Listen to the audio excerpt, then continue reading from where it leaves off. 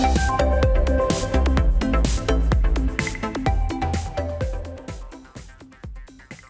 আমি ফ্রান্সিসকা। আজকে আপনাদের জন্য একটি বিশেষ লণ্ঠন প্রকল্প এনেছি। এটি মার্বেলের তৈরি। আপনার একটি পুরনো সিডি প্রয়োজন হবে, একটি গ্লুগান, একটি টি লাইট এবং আপনার পছন্দ অনুযায়ী 150টির মতো মার্বেল।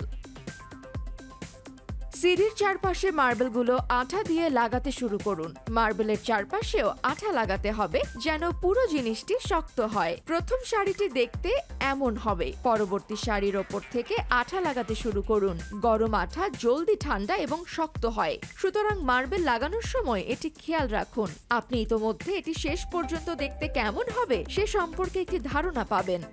যতগুলো ইচ্ছে ততগুলো শাড়ি আঠা দিয়ে লাগান। আমি মার্বেলের 7টি শাড়ি আঠা দিয়ে লাগিয়েছি।